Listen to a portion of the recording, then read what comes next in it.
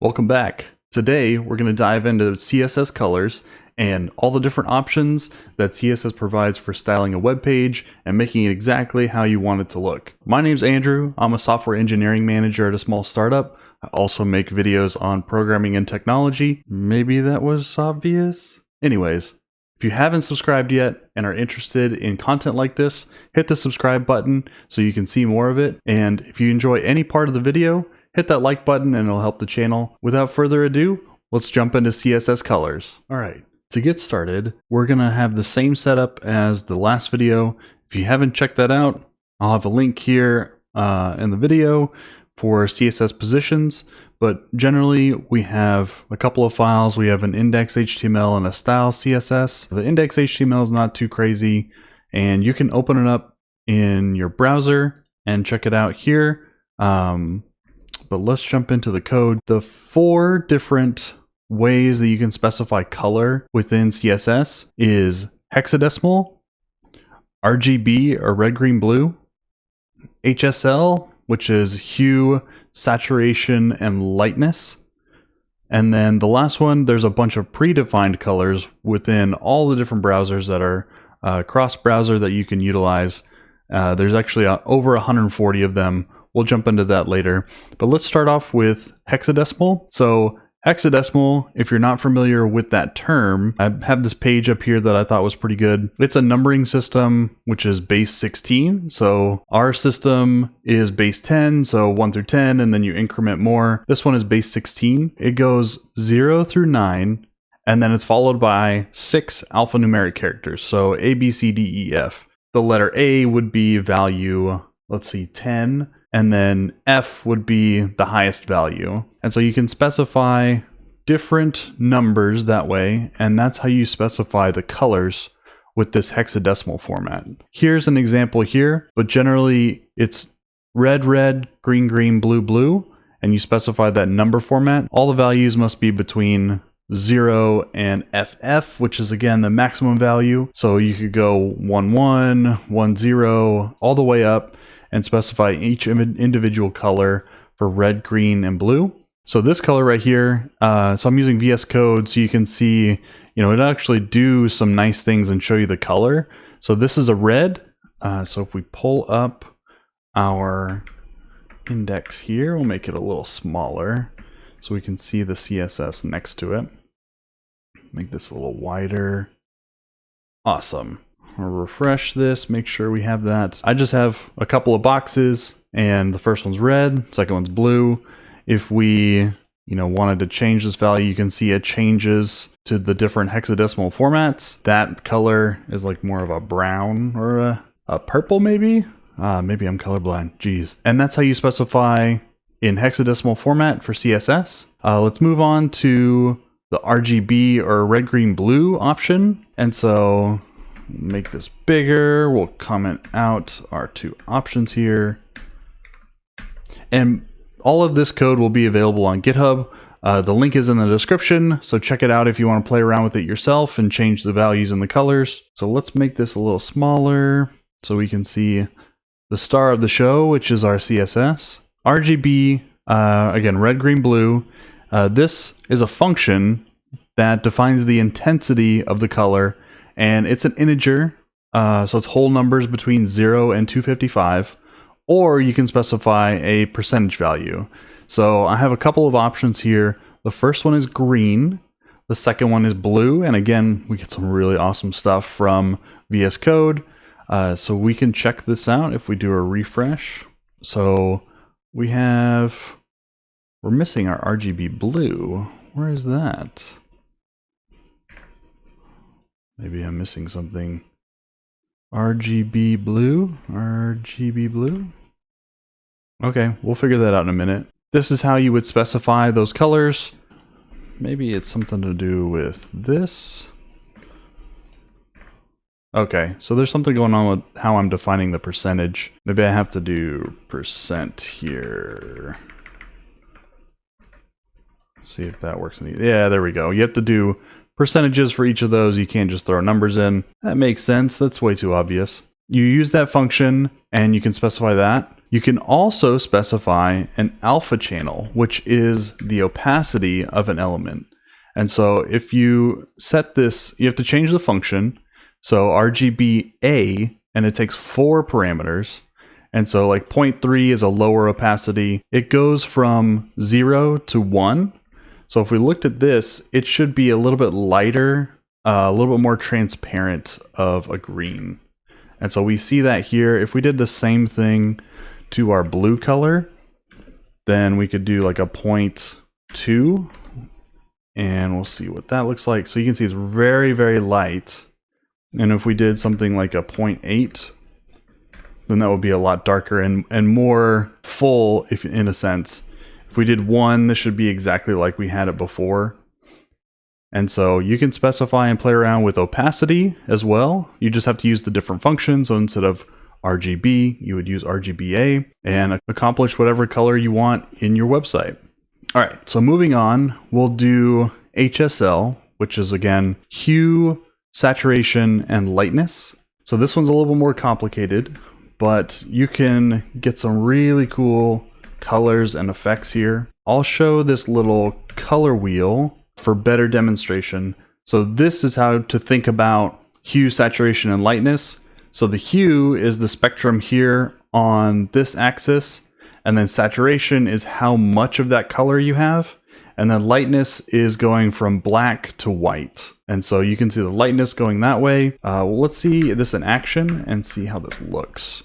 So we commented out our RGB and we brought in our HSL values. So there we go.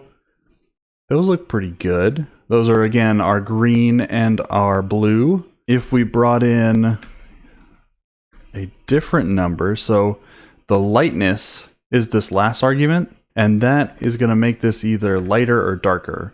So as you get closer to 0, it's going to be down in that lightness spectrum and it's going to be darker.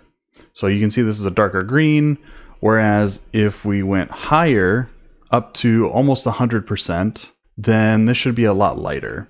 And it's kind of like a neon green there, more pastel colors. And we can do the same thing here for our blue and go maybe to like an 80%. If we did that, we get a little bit more pastel color there. You can do the same thing with the alpha channel here.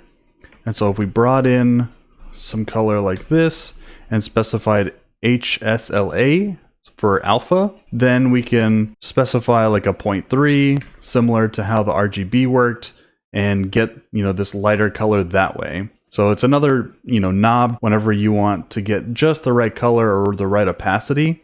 So if we made this, like a 0.7, then it'd be a little bit darker for us, and we could play around with all these different values. It's kind of hard to remember this first value, which you have to have, the value is 0 to 360, which again is because of this color wheel and where it is on the color wheel.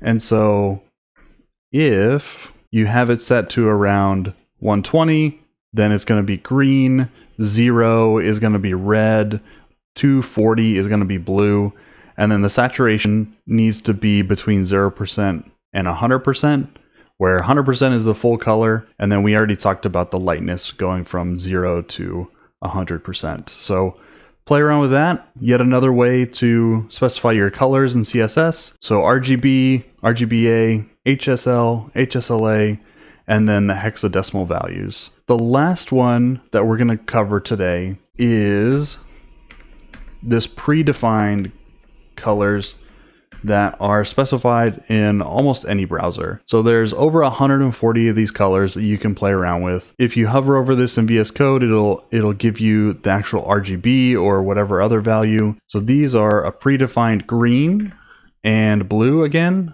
There's a slew of colors here, so you can do like Alice blue. There is like an aquamarine or an antique white. Let's do the aquamarine. That one always looks really cool. Yeah. And so you can see kind of the different options you have to play around with here. The way to reuse them is just specify the name. A way to know exactly what names you're dealing with is on this page right here.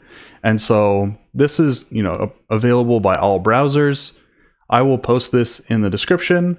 That way you know exactly how to get to this page and be able to see all the different options here for the many colors that you could utilize in your web page. There's a bunch, lawn green, light blue, magenta, linen. So check these out if you're not familiar with all the different color options.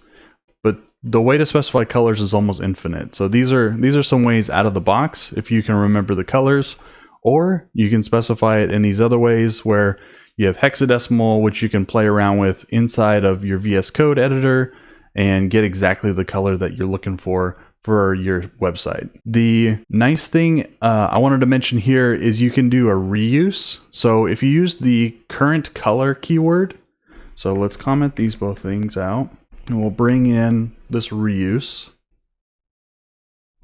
Let's make this small again. So you can see if I specify a color, which is our text color, and then I can specify a border, which is like the same thing. Right now they're both blue, but I can actually say current color here and they match. So like I don't have to re-say exactly what color this is. I get some reuse by just specifying it once and using the keyword current color, which is pretty cool. So if you ever need to, have something styled the same way, then you can use this current color keyword and accomplish that. Now that we know how to specify all these different colors, where can we use them? So throughout this, we've primarily used background color, but that's just one option. So if we brought in like a checkbox and a couple of other options, if I can uncomment this, well, there we go. So we have a checkbox here and you can specify accent color. And so what that'll do is you can modify the color of your checkbox. So if we wanted, antique white here or something else, let's see, let's do let's just do a green. So if we have that, so you can see we have green now instead of red, and that's a way to change that. This is all the different options that you have to specify color within CSS. So again, background color. We also have color, which sets the text color. Background color will set just the background. And then if you want to specify the color of the borders, so there's two options here. You can, there's the shorthand to do border, and then you specify exactly what you need, which I believe we did up here. Yeah, so this is the shorthand to specify all the options for border. But if you wanted to set just the color, this is a way to accomplish that. And you can do border top, border bottom, all the different versions, and set, multicolored on all the different borders if that's what you want. The box shadow is another way to set the color of a shadow behind an element. And then if you wanted to set the cursor or the caret for an input, then you can do that. And so we've done that here. So we have this input here, and you can see the caret is actually red.